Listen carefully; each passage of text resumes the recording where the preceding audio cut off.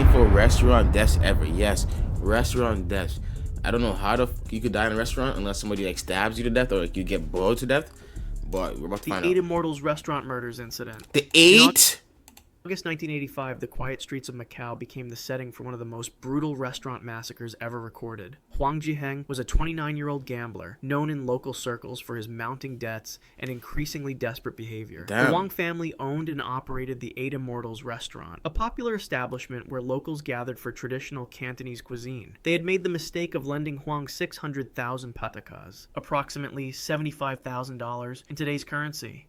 On August 4th, Huang entered the restaurant after closing time. Security footage later showed him arriving at 11:47 p.m. carrying a bag containing knives and rope. The Wang family was finishing their end-of-day routine when Huang confronted them about the debt. Within minutes, the confrontation escalated. Huang methodically killed... Wait, I don't get it. Isn't Wang in debt? So what is he? What do you mean he's confronting them about the debt? They try to help pay your debt. each family member, starting with the patriarch, 62-year-old Wang Hong. Some were stabbed with kitchen knives found on the premises. Others were strangled with electrical cords. Medical examiners later determined that several victims remained conscious during the initial attacks, aware of family members being murdered nearby. After killing all 10 family members, including 2 children aged 4 and 6, Huang began the process of dismemberment. Using butcher tools from the restaurant kitchen, he separated limbs from torsos, working through the night. He packed body parts into plastic bags and Bro, who was he in debt to? Was he not in debt to other people? Why not do that to the other people then? Why do that to their family, the people that try to help you? restaurant food containers. Between 3:30 a.m. and 5:15 a.m., Huang made multiple trips to dispose of the remains. Some were thrown into the ocean off Macau's eastern shore. Others were placed in dumpsters throughout the city. Police discovered the first remains on August 6th when a restaurant customer reported the establishment mysteriously closed. Huang was arrested 3 days later while attempting to flee to mainland China. Popeyes shooting incident. On April 16, 1994, the Popeyes restaurant in... Yeah, see, so like, unless, like, see, I said in the intro, like, unless somebody like kills you type shit. Gadsden, Alabama, was preparing to close for the night. 4 employees were completing their final tasks inside the fast food establishment. At 10:47 p.m., Robert Bryant Melson and Kahuatamak Hinricky Parida... Bro, you're about to rob a Popeyes? They sell dry biscuits. What do you think you're gonna get out of Popeyes that's life-changing? entered through the unlocked front door. Melson, 23, carried a .45 caliber handgun. You're 23, 17? You're 17 throwing your life away over Popeyes biscuits. Parida, 17, served as lookout. The employees immediately recognized the danger. Bryant Bailey, 23, tried to reason with the intruders. His co-workers, Nathaniel Baker, 17, Tamika Collins, 18, and Daryl Collier, 23, stood frozen behind the counter. Melson ordered all 4 to move toward the walk-in freezer at the back of the restaurant. Security footage later showed the employees complying, their hands raised. At Oh my god. Don't tell me that he left them in there and they froze to death.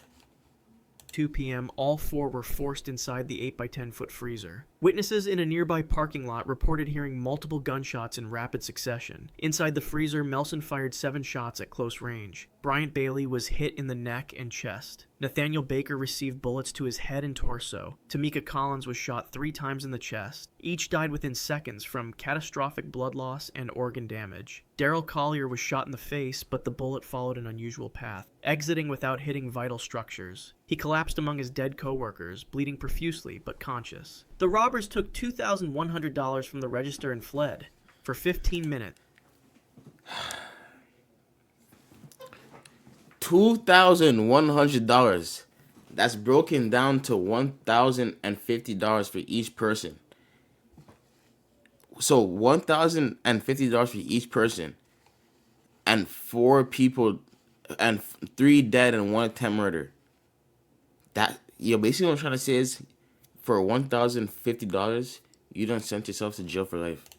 Collier lay among the bodies in the freezing cold, fighting shock and blood loss. When police arrived at 11:23 p.m., they found him still alive. Melson was executed by lethal injection on June 8, 2017. Parida remains on death row after murdering a fellow inmate in 1999. A fatal gust of wind So that little kid did not learn. incident. On On January 19th, 2023, Lillian and Lloyd Curtis were driving through Elizabethtown, Kentucky. The couple, married for 58 years, were returning from a doctor's appointment. Lloyd, 77, was behind the wheel of their silver Honda sedan. Lillian, 72, sat in the passenger seat. Wait, hold on. Sorry. What the fuck is this, a library? How do you even enter this? Oh, you park here. Okay.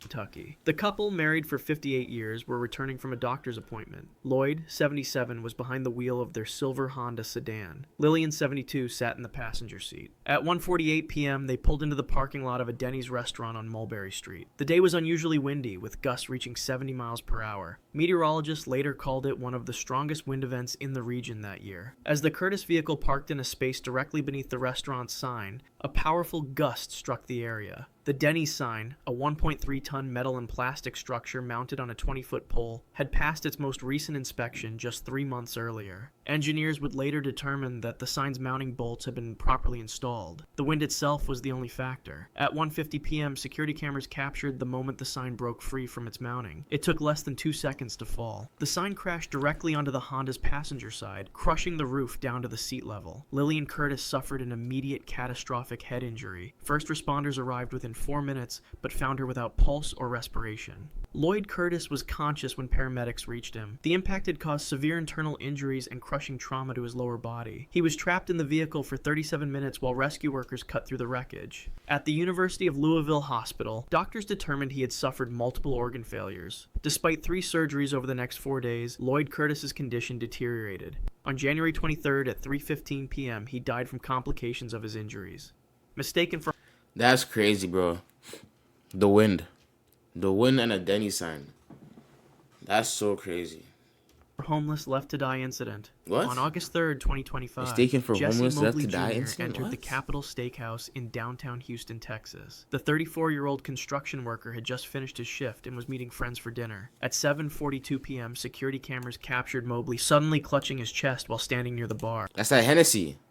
He collapsed onto the floor seconds later. Other diners immediately moved away, unsure what was happening. Restaurant staff approached Mobley as he lay Help on the him. polished marble floor. The manager, 41-year-old Thomas Weller, checked for signs of intoxication but made no attempt to assess Mobley's medical condition. At 7:45 p.m., Weller instructed 2 servers to remove Mobley from the premises. Security footage showed the servers dragging Mobley by his arms across the restaurant floor. Mobley was conscious during this time, attempting to speak and clearly in distress. His medical emergency was later determined to be a severe cardiac arrhythmia, a treatable condition if This season, we're A not treatable condition if treated responsibly. Farms.